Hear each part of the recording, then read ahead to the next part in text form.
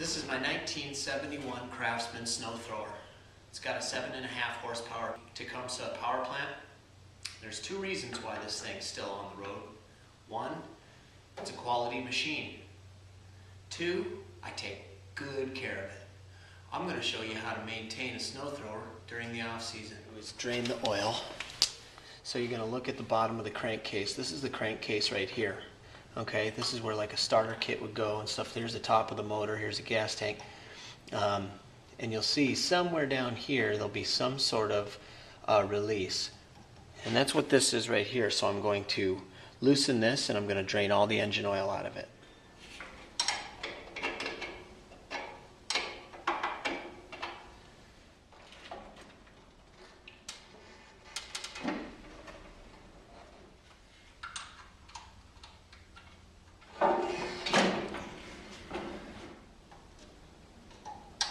Now I'm just going to fill it right back up again.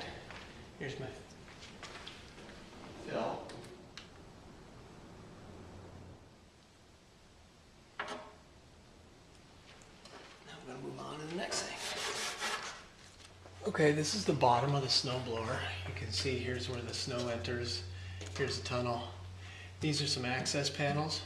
What I'm going to do is we're going to visually inspect everything that's inside here. So I got to take these access panels off.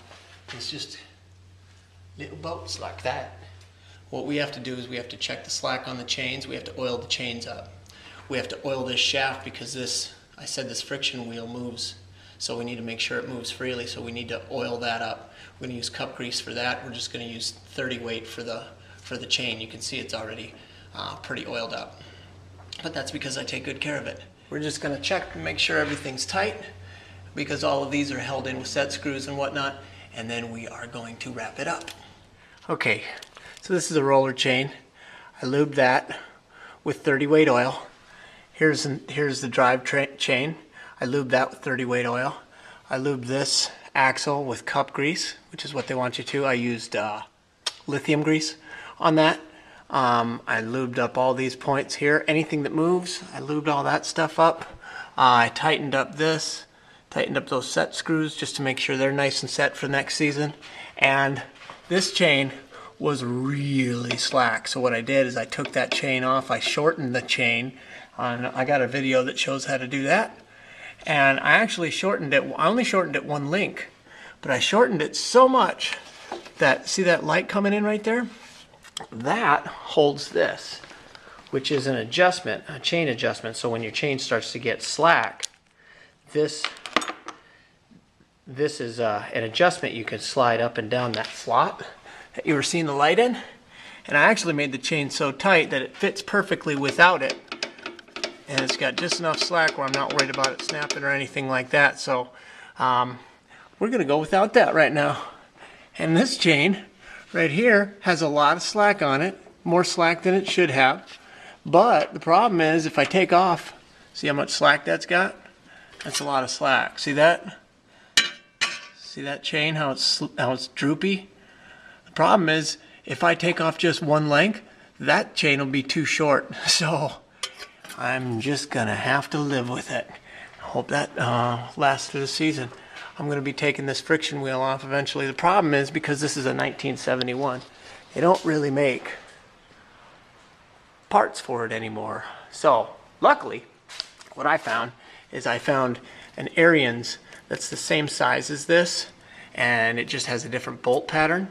So what I'm going to do is I'm going to buy that Ariens. I'm just going to go on the drill press, and I'm going to machine the mounting points for the Craftsman, and then I'm going to get myself a new one. I'm just going to do it because it's getting chunked and stuff like that. See that? It takes rocks and whatever, and then it makes it drive a little crazier. So, but I've gone this far with it, so I might just let it fall apart and fix it when I have to. I just don't want to do that in the middle of the winter. So we're at the front of the snowblower now. There's this, okay, see? So this is the auger part. And this is that differential that I was talking about before, where underneath all those pulleys and everything like that, it moves all the power this way horizontally, and then there's there's two mesh gears here that are together, And what that does is that splits the power to this auger, this half, and this half. So this is something you definitely need to keep lubed up. But anyway, what you do is you take like a 5 weight, a 530, you put it in here until it starts coming out here. Tighten that up, you're done. The chute, I'm gonna shoot some oil in all this. Okay, this is one of the drives. It says it wants oil. There's OIL right there, so go ahead and hit that a couple of times. Okay, so the last thing I did is I put Sta-Bil in the gas so that it's treated.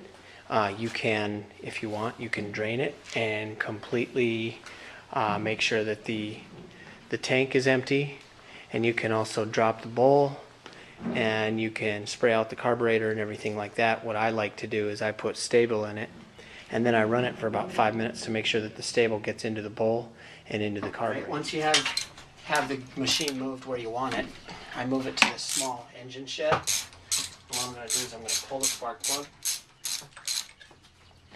and I'm going to pour about an ounce of 530 in there, right in where the spark plug goes.